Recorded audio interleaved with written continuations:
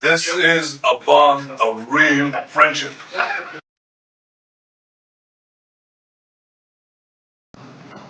In the last few years, India has concluded a number of important trade agreements with other nations.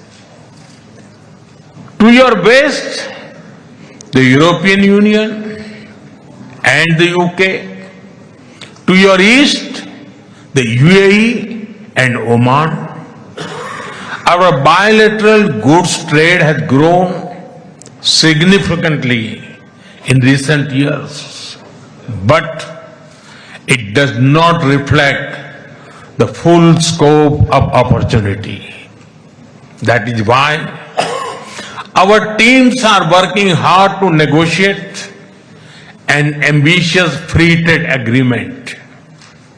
It will unlock the vast untapped potential in our trade relationship. We will also work closely in different formats, such as India, Middle East, Europe Economic Corridor,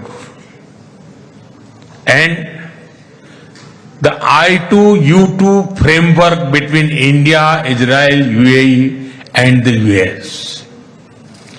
Defense and security is another important pillar of our partnership.